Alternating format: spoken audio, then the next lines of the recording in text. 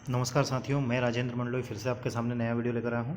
और आज का हमारा जो वीडियो है, ये वीडियो है क्लास 12th का आज पेपर था व्यावसायिक अर्थशास्त्र अर्थात बिजनेस इकोनॉमिक्स। 12/6/2020 का आज का जो पेपर था, इस पेपर को हम एनालिसिस कर रहे हैं। और आपने यदि अभी तक हमारे इस चैनल को सब्सक्राइब नहीं किया है तो सबसे पहले आप सब्सक्राइब करें, और सब्सक्राइब करने के बाद में आप प्लेलिस्ट में जाएंगे, क्लास 12th पेपर्स की प्लेलिस्ट में, जहाँ पर आप अभी तक आपके जितने भी पेपर हुए हैं सारे पेपर्स का सॉल्यूशन आपको वहाँ पर मिलेगा। ठीक है दोस्तों, चलिए आज के वीडियो की शुरुआत करते हैं। पहला है सही विकल्प चुनकर लिखिए, जिसमें सबसे पहला क्वेश्चन था समष्टि अर्थशास्त्र में ध्यान नहीं दिया जाता है। तो 4 ऑप्शन दिए गए हैं, जिसमें ऑप्शन नंबर डी वाला मतलब द वाला जूट उद्योग पर ये आंसर इसका सही रहेगा। क्वेश्चन नंबर 2 है वस्तु की हर अगली इकाई के प्रयोग से सीमांत उपयोगिता घटती है। तटस्थता वक्र विश्लेषण में दो वस्तुओं के बीच विनिमय का अनुपात दर्शाती है। तो ऑप्शन नंबर फर्स्ट कीमत रेखा। क्वेश्चन नंबर 4 है निम्नांकित में से कौन सी वस्तु पूरक वस्तु है। तो 4 ऑप्शन दिए गए हैं, तो इसमें ऑप्शन नंबर फर्स्ट मेरे अकॉर्डिंग यही सही होना चाहिए। ठीक है, बाकी आपने जो लगाया है स्पेशली क्वेश्चन नंबर 4 का, तो आप मुझे वो कमेंट्स करके ज़रूर बताएं। ठीक है, तो ऑप्शन नंबर आ इसका सही रहेगा। क्वेश्चन नंबर 5 है मांग में विस्तार का कारण है। तो ऑप्शन नंबर ब जो है दी हुई वस्तु की कीमत गिर जाना, ये इसका आंसर सही होगा। नेक्स्ट क्वेश्चन की ओर चलें तो क्वेश्चन नंबर 2 है रिक्त स्थानों की पूर्ति करना है। जैसे पहला है उत्पादन के साधन होते हैं तो 5 होते हैं। औसत आगम को भी कहा जाता है तो सीमांत आय को। क्वेश्चन नंबर 3 है वस्तु की पूर्ति का एक भाग है तो मांग। पूर्ति का नियम वस्तुओं पर लागू नहीं होता तो आवश्यक वस्तुओं पर लागू नहीं होता है। किसी वस्तु की कीमत उस बिंदु पर निर्धारित होती है जहां वस्तु की मांग तथा वस्तु की पूर्ति दोनों संतुलित हो, साम्य हो या फिर समान भी लिख सकते हैं। नेक्स्ट क्वेश्चन की ओर चलें तो क्वेश्चन नंबर 3 मैचिंग वर्ड्स वाला है। देखिए हमारे चैनल के माध्यम से आपको important question, model question paper, objective type question provide किए गए थे। तो आप ये भी मुझे कमेंट्स करके ज़रूर बताएं कि उन वीडियोज़ से आपको कितना फ़ायदा हुआ। क्वेश्चन नंबर 3 की बात करें, कॉलम अ को कॉलम ब के शब्दों से जोड़ना है। जैसे पहला है वस्तु की मांग का संबंध है, तो वो है मांग के नियम से। वस्तु की पूर्ति का संबंध है तो वो है वस्तु की लागत से। भारतीय रिजर्व बैंक ने काम प्रारंभ किया था तो ये सन 1935 से किया था। बैंकों का नियमन होता है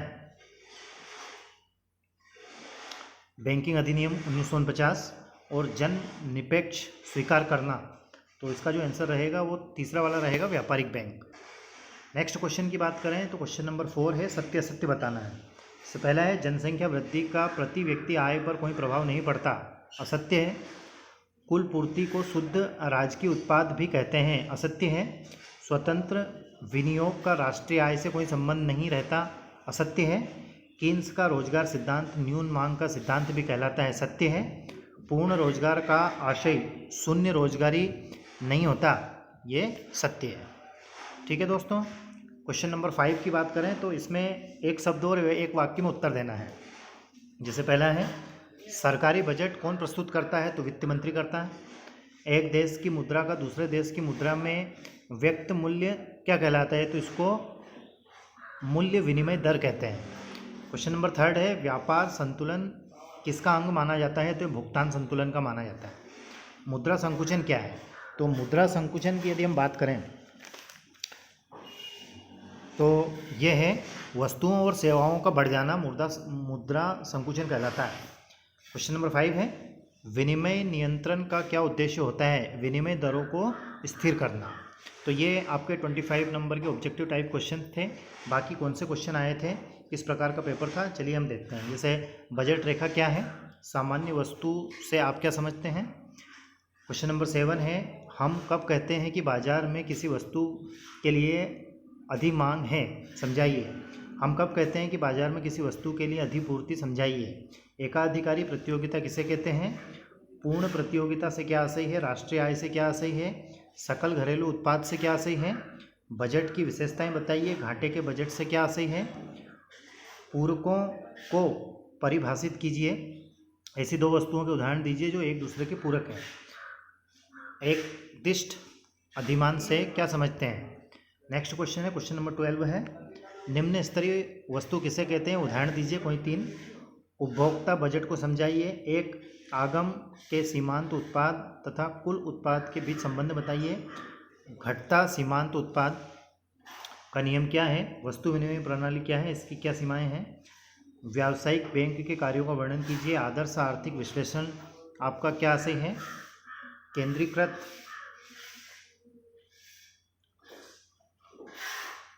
माफ कीजिएगा योजनाबद्ध अर्थव्यवस्था तथा बाजार अर्थव्यवस्था में कोई 2 भेद स्पष्ट कीजिए। अल्पकाल में एक फर्म का पूर्ति चक्र क्या होता है। एक पूर्ण प्रतिस्पर्धी बाजार की क्या विशेषता है। उत्पादन के 4 कारक कौन कौन से हैं और इसमें से प्रत्येक के पारिश्रमिक को क्या कहते हैं। इसी के अथवा में है किसी देश के कल्याण के निर्देशांक के रूप में सकल घरेलू उत्पाद की कुछ सीमाओं को लिखिए। 18वां क्वेश्चन है मुद्रा के कार्य क्या है, किन्हीं 4 को समझाइए। समव्यवहार के लिए मुद्रा की मांग क्या है। किसी निर्धारित समयावधि में समव्यवहार से मूल्य किस प्रकार संबंधित है। सीमांत उपभोग प्रवृत्ति किसे कहते हैं, यह किस प्रकार सीमांत बचत प्रवृत्ति संभव है। अगला क्वेश्चन है मितव्ययिता के विरोधाभास की व्याख्या कीजिए। राजस्व व्यय और पूंजीगत व्यय में भेद लिखिए। सार्वजनिक वस्तु सरकार के द्वारा ही प्रदान की जानी चाहिए, क्यों।